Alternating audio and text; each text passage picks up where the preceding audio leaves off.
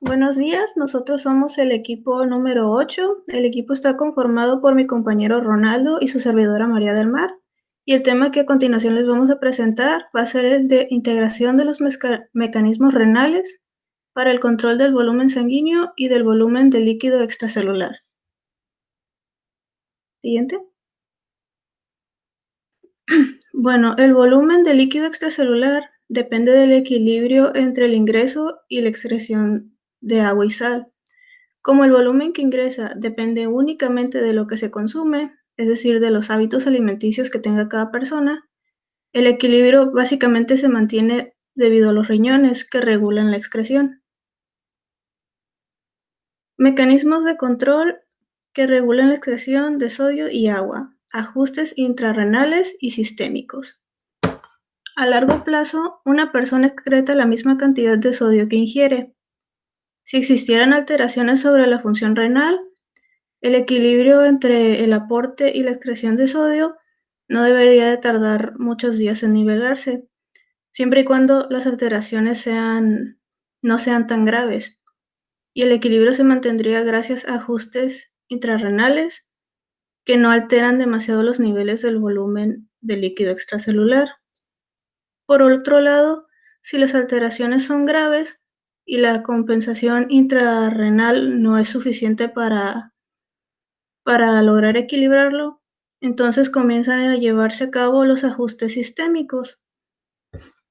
Algunos de ellos son, por ejemplo, la variación de la presión sanguínea, ajustes en las hormonas circulantes y alteraciones del sistema nervioso simpático. Estos ajustes sistémicos producen grandes cambios en todo el organismo y a la larga estos pueden ser nocivos, pero de no llevarse a cabo, se podrían conducir a una acumulación o pérdida de líquido y esto a su vez produciría un colapso cardiovascular. Siguiente, por favor. Ahora veremos las variables que influyen en la excreción de sodio. Básicamente son dos y serían las tasas de filtración glomerular o TFG y la reabsorción tubular. La resta de estas dos variables da como resultado el total de orina que se evacúa en un día. Más o menos los niveles normales suelen rondar los 180 litros por día para el TFG y 178.5 litros por día para la reabsorción. La resta nos daría un total de 1.5 litros por día de orina evacuada. Cabe resaltar que puede haber pequeñas variaciones del TFG y por muy pequeñas que sean, pueden provocar cambios muy grandes en la excreción renal. Por ejemplo, si únicamente se aumentara el 5%, esto resultaría en un incremento de hasta el 9 litros por día en el volumen de orina evacuado.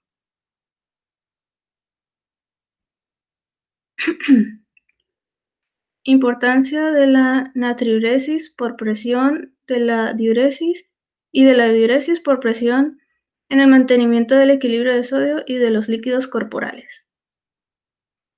La natriuresis por presión y la diuresis por presión son mecanismos paralelos, además son básicos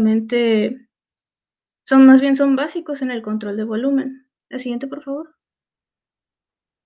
La diuresis por presión es la elevación de la presión sanguínea y el efecto que éste ejerce sobre el aumento del volumen urinario. Por otro lado, la natriuresis por presión depende de que se eleve la presión para aumentar la excreción del sodio. Las dos forman parte de un sistema de retracción en el cual se regula el volumen del líquido extracelular. También se regula el volumen sanguíneo, el gasto cardíaco, la presión arterial y la excreción urinaria. Todos estos se controlan al mismo tiempo, pero se hacen de forma separada y se controlan gracias a que se evita la acumulación de agua y sal dentro del organismo. Distribución del líquido extracelular entre los espacios intersticiales y el sistema vascular. El líquido que se ingiere pasa a la sangre para luego poder distribuirse entre los espacios intersticiales y el plasma. Pero existen factores que provocan que la distribución no sea siempre la misma. Por ejemplo, un aumento de la presión hidrostática capilar, la disminución de la presión coloidosmótica del plasma, el incremento de la permeabilidad capilar y la obstrucción de los vasos linfáticos. Aún así, en cualquiera de estos casos, la cantidad de líquido extracelular que pasa por los espacios intracelulares es excesiva.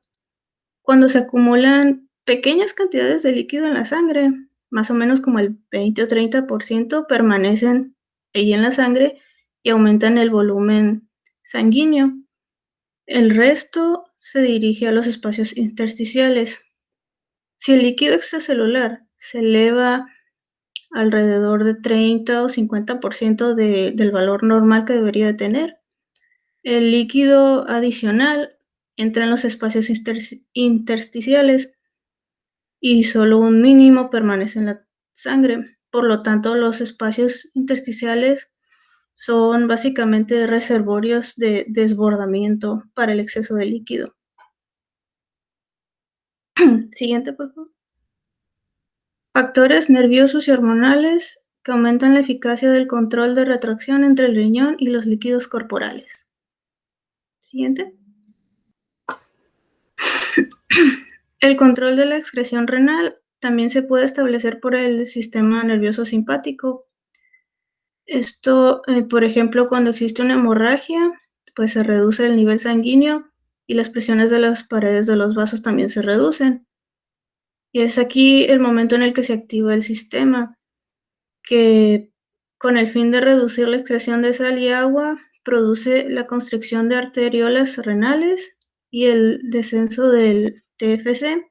También aumenta la reabsorción tubular y estimula la liberación de renina. Aumenta también la formación de angiotensina 2 y aldosterona. Estas últimas dos aumentan la reabsorción tubular.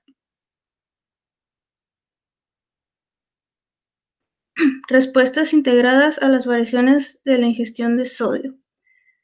Cuando se aumenta la ingesta de sodio, también aumenta el volumen de líquido intracelular.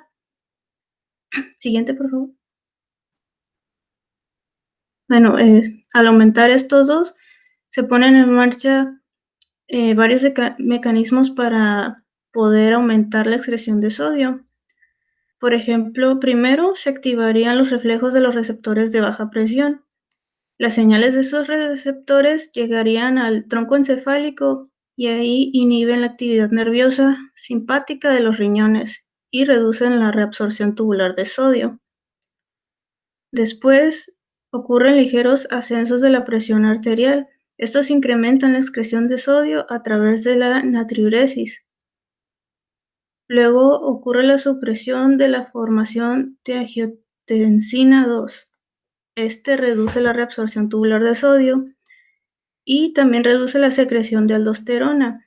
Al reducir esta secreción, provoca que caiga aún más la reabsorción tubular. Y por último tenemos la estimulación de los sistemas natriuréticos, en el cual se aumenta la excreción de sodio.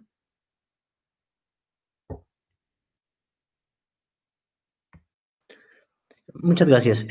A continuación yo les voy a presentar unos temas que están directamente relacionados con los diferentes iones y moléculas que suelen afectar a nivel extracelular y que gracias a su comportamiento y de la célula y gracias a sus concentraciones que esa misma puede regular y a la vez no tanto, es que puede lograr diferentes tipos de trabajos específicos. Vamos a dar unos ejemplos muy claros. La célula como tal suele tener diferentes tipos de funciones, entre ellas está la comunicación celular y los diferentes trabajos que realizan los organelos dentro de la célula. Si bien se sabe que la membrana que posee la célula es una membrana semipermeable, eso significa que pueden pasar diferentes tipos de moléculas, ya sean unas pequeñas y otras no tan pequeñas, por medio de la misma. eso no significa que vayan a poder pasar todas, e incluso dadas los diferentes tipos de concentraciones que se encuentren fuera y dentro de la célula, es que esta misma se podrá ver alterada en sus funciones que realiza todo el tiempo. Empezando con su tema 6, son situaciones que producen grandes aumentos de volumen de líquido extracelular, pero con un volumen sanguíneo normal.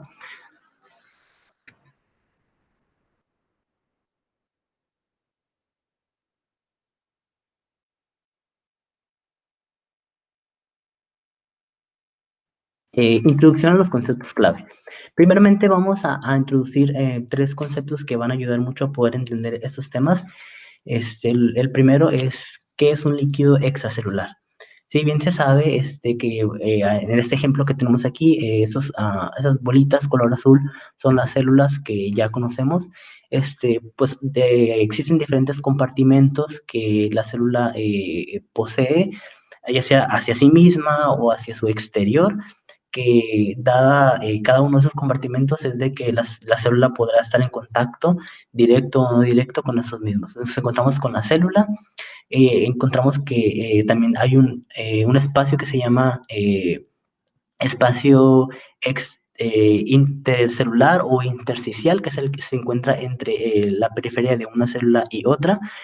También tenemos el líquido intracelular, son todos aquellos líquidos y por consiguiente las moléculas que se encuentran dentro de la misma, que se encuentran presentes dentro del perímetro de la periferia de la misma célula. Tenemos al líquido intravascular o plasma, que enseguida también vamos a hablar un poco sobre él para introducirlo. Y tenemos el líquido intersticial, que ese es el que se encuentra fuera de la célula y que se encuentra en contacto también con la misma. Eh, ah, Ahora bien, vamos a hablar sobre el volumen sanguíneo y solamente vamos a recordar la composición de la sangre, ¿no?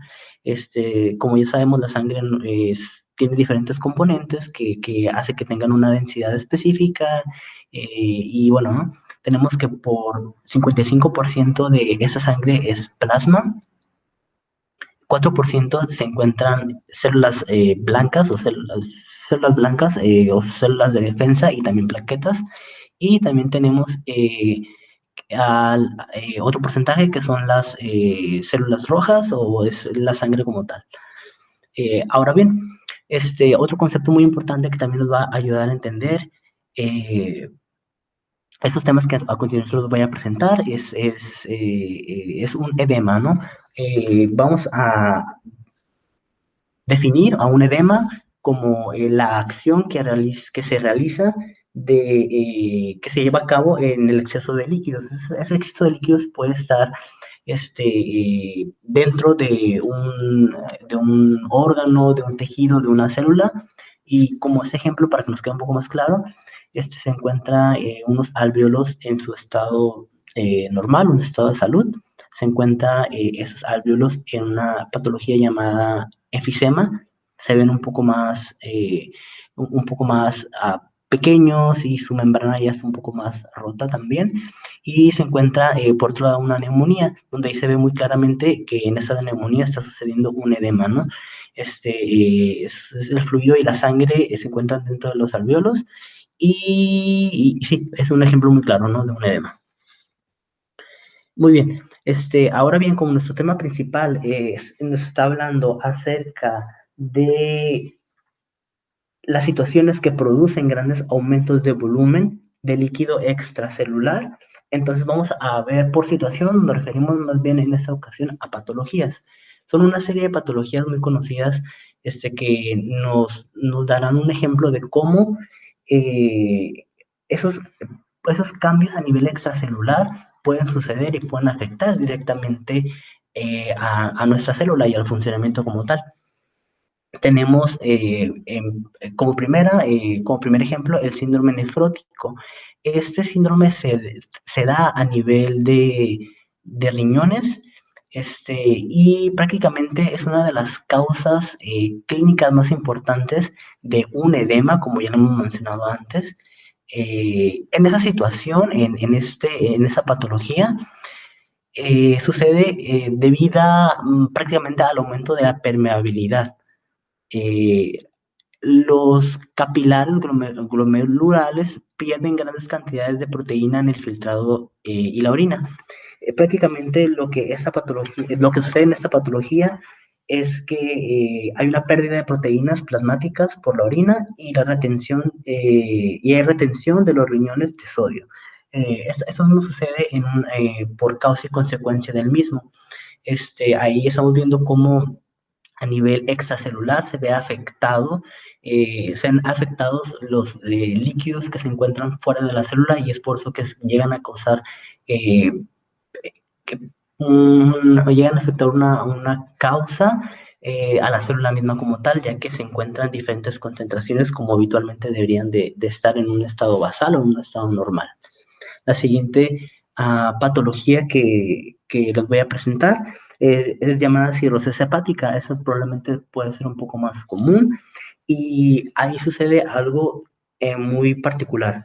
Sucede que hay una disminución de la síntesis de proteína plasmática por el hígado y retención de sodio por los riñones. Esta patología es como, y podemos ver en la imagen de la derecha, sucede a nivel hígado, y una de las características principales de esa patología es de que va a haber fibrosis del tejido en el hígado. ¿Qué es fibrosis? Es prácticamente un engrosamiento del tejido que permite, que hace como consecuencia que las funciones de este mismo se vean afectadas. Es prácticamente eso. Muy bien, vamos al tema número 7, que es regulación de excreción de potasio y de la concentración de potasio en el líquido extracelular. Antes de entrar de lleno al tema, les voy a hacer como un resumen de lo que va a suceder adelante, y es prácticamente voy a tomar unos moléculas o iones, en este caso, y vamos a analizarlo desde la perspectiva extracelular y qué es lo que sucede con la célula cuando esas concentraciones se ven afectadas, y cómo es que la célula y cómo son que los tejidos y un órgano como tal se ve afectado y actúa en ese tipo de situaciones. Bien, en la regulación de excreción y concentración de potasio tenemos dos puntos que a su vez van a conformar uno como tal. El primer punto va a ser que se ve afectada tal cual o se ve puntualizada la cantidad total de potasio en el organismo. Vamos a ver cómo el potasio en este caso va a afectar un órgano tal cual, y va a haber una consecuencia como consiguiente. También tenemos que la distribución de ese potasio entre los compartimentos de líquido extracelular e intracelular es de suma importancia. Entre el primer punto que tocamos y ese segundo, va a haber un equilibrio, ¿no? El potasio corporal total está determinado por el equilibrio entre la ingestión de potasio y la excreción del mismo. Ahora bien, sabemos que las células actúan de una manera un poco equilibrada, ¿no? Más que un equilibrio como tal, lo hacemos llamar homeostasis, que es la capacidad que tiene esa misma para poder equilibrar y para poder funcionar de una manera completa, ¿no? Vamos a analizar cómo la ingesta y la excreción del potasio hace que estas mismas puedan funcionar de una mejor manera. Bien, factores que alteran el equilibrio de distribución del potasio. Vamos a ver que hay diferentes factores que pueden alterar este equilibrio que les comenté en la diapositiva pasada. Hay factores que disminuyen y hay factores que aumentan la concentración de potasio a nivel extracelular.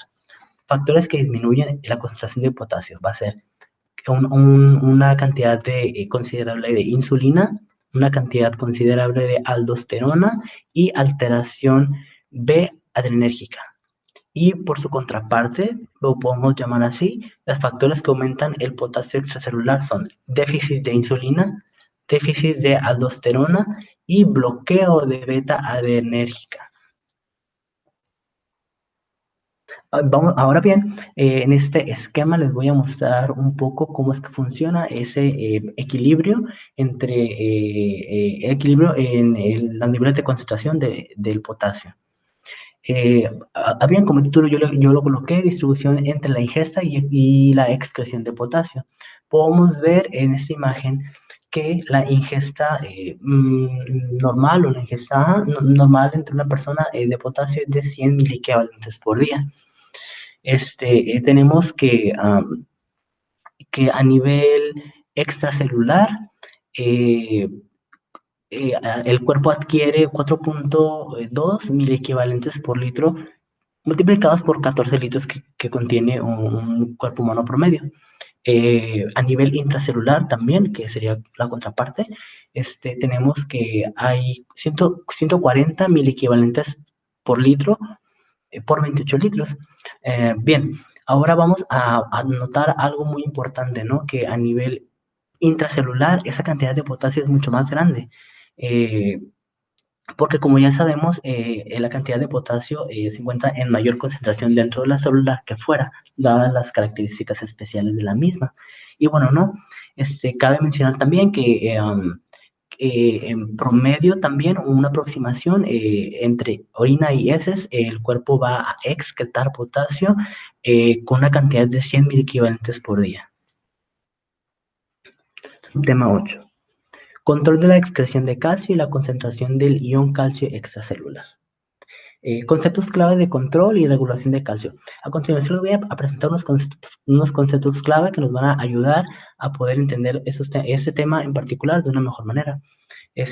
También cabe mencionar que en esta ocasión vamos a tomar ahora al calcio y su comportamiento a nivel extracelular y qué es lo que sucedería en cada uno de los casos. Primero bien, vamos a mencionar que la concentración del ion calcio a nivel extracelular ronda en 4.2 miliequivalentes por litro. Cabe mencionar que, claro, no es una cifra tan específica. Hay unos parámetros donde puede ser un poco menos o un poco más, pero hay algo muy importante que se debe mencionar. Las células tienen una capacidad muy grande para poder llegar a un equilibrio. Entonces, por lo menos sucede que cuando esos niveles exceden o necesitan una cantidad mayor de calcio, se verán alteraciones en la misma. Por ejemplo, tenemos que la concentración del ion calcio cae por debajo de este nivel que habíamos hablado anteriormente de 4.2 miliequivalentes por litro. Lo vamos a llamar hipocalcemia. Y por el contrario, cuando la concentración del ion calcio sobrepasa los niveles de 2.4 miliequivalentes por litro, lo vamos a llamar hipercalcemia. Ahora bien, para que esa regulación de calcio se dé y que realmente la célula pueda regular el calcio, porque vamos a tener en cuenta algo, ¿no?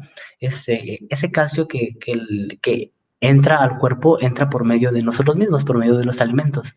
Es algo que el cuerpo mismo debe de controlar en caso de que se encuentren mayores concentraciones o menores concentraciones del mismo. Uno de los más importantes reguladores y que en su debido caso también liberan y captan calcio a nivel extracelular es una hormona llamada hormona paratiroidea. Esta hormona prácticamente lo que hace es darle esa homeostasis eh, al cuerpo y realmente ayuda a que esa regulación pueda llevarse a cabo, ¿no? Ahora bien, vamos a tomar unos datos que son muy importantes para poder entender qué es lo que está pasando aquí, ¿no? La mayor parte del potasio ingerido se desplaza rápidamente al interior de la célula hasta que los riñones pueden eliminar el exceso. Ahí también vamos a tomar en cuenta que no solamente esta hormona interfiere en este proceso de regulación, sino también lo hacen los riñones y por su parte también lo hacen los huesos, que a continuación vamos a hablar también un poco acerca de eso. También vamos a tener en cuenta algo. La excreción de calcio se lleva a cabo por los riñones. Esta excreción de calcio es calculada y se calcula de la siguiente manera. Excreción renal de calcio es igual a calcio filtrado menos calcio reabsorbido. Ahí es como podemos o a nivel teórico se podría obtener un equilibrio entre ese calcio filtrado y ese calcio reabsorbido. Cabe mencionar también una cosa muy importante, que de hecho yo lo considero como un factor de mucha importancia para mí. Los huesos, por sus características que poseen, ellos tienden a reabsorber el calcio. ¿Por qué lo llamo reabsorber? Porque ya lo hemos consumido anteriormente por medio del alimento, el cuerpo lo absorbe y el calcio, el hueso absorbe ese mismo calcio de tal forma que lo va a dejar como un almacén. Entonces, ¿qué sucede, no? Cuando el cuerpo por algún motivo tiene menor cantidad o tiene mayor cantidad, los huesos serán quien van a ayudar a que ese equilibrio vuelva a su estado basal y pueda realmente encontrar esa regulación de calcio necesaria para el cuerpo, ya sea brindando un poco de calcio o absorbiendo en caso de que haya demasiado en el sistema.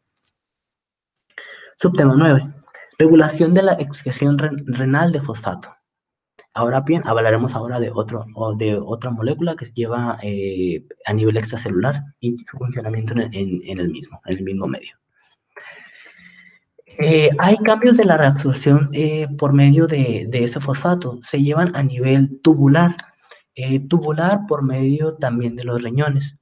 Esos cambios pueden influir en la excreción de fosfato del organismo. Por ejemplo, una alimentación carente de fosfato puede con el tiempo aumentar el transporte reabsortivo máximo de fosfato, reduciendo así su tendencia a pasar a la orina. Este es un ejemplo en particular.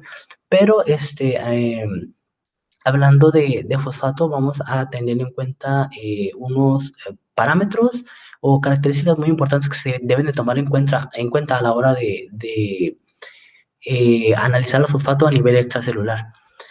A continuación les voy a presentar, les voy a comentar unos datos también importantes que nos van a ayudar a poder entender qué es lo que está pasando con el fosfato. Bien, este fosfato, también hay concentraciones que se deben de tomar en cuenta. Como ya lo había comentado, se encuentran en esa excreción de fosfato se lleva a cabo también en los riñones, y esa ronda aproximadamente entre 0.1 milimolar por minuto. Cuando la cantidad de fosfato presente en el filtrado eh, glomerular es inferior a esta, se reabsorbe todo el fosfato filtrado. Y bueno, no, los cambios de reabsorción tubular de fosfato pueden influir también en su excreción. Por ejemplo, como ya lo había comentado en el caso pasado, con el tiempo puede aumentar el transporte reabsortivo máximo de fosfato, reduciendo así la tendencia a pasar a la orina. Es por eso necesaria también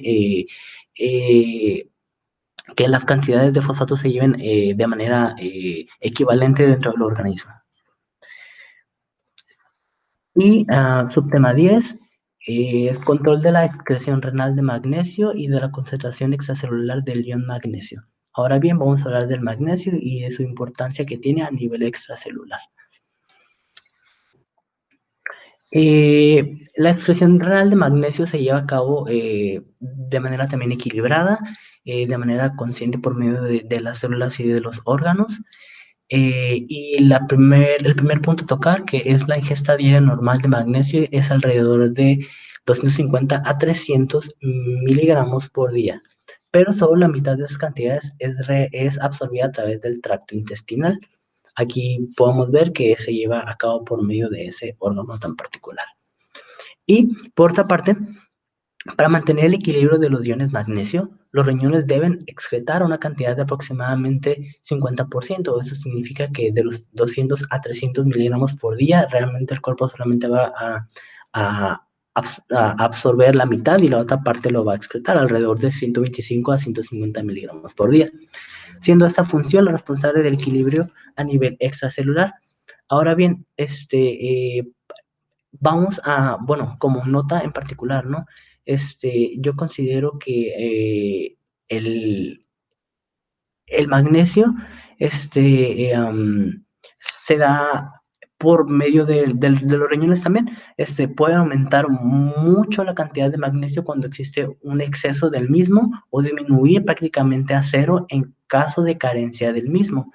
Como el magnesio interviene en muchos procesos bioquímicos del organismo, entre ellos actividades enzimáticas y demás, su concentración debe permanecer estrictamente controlada. Como ya se había comentado en algunos iones anteriores, hay unos niveles son bastante pequeños que están permitidos para que esas concentraciones suban o bajan, ¿no? Es por eso la importancia de que estos iones se encuentren en un estado basal o en un estado de equilibrio entre los mismos. Eh, una nota es como un poquito más personal de mi parte, ¿no? Yo considero que esos equilibrios celulares se pueden llevar a cabo gracias a las características que tienen las mismas y es por eso es necesario que se encuentre un equilibrio entre nivel intracelular y extracelular y las concentraciones que se encuentran de cada una de las moléculas iones que hay entre cada uno de esos espacios. Eh, a nivel bioingeniería, yo lo considero un poco impresionante como en ocasiones podemos tomar técnicas de bioingeniería y biotecnología, como es el caso de la hemodiálisis, que nos ayudan en ocasiones muy específicas a cumplir la función renal y poder hacer un filtrado de la sangre para ayudar a que, a que esos desechos también sean cumplidos, se puedan desechar todas esas moléculas que el cuerpo ya no necesita, ¿no? Pero bueno, ¿no? Hasta hoy en día esas funciones no suelen ser tan específicas como las de la misma célula o los mismos órganos como tal. Entonces, pues ya será una nueva oportunidad para los bioingenieros poder innovar y poder ir poco a poco pudiendo asemejar esos comportamientos tan específicos de la célula a algo más funcional como otra técnica también utiliza o que se lleguen a utilizar. Pues a continuación son nuestras bibliografías y muchas gracias por su atención. Hasta pronto.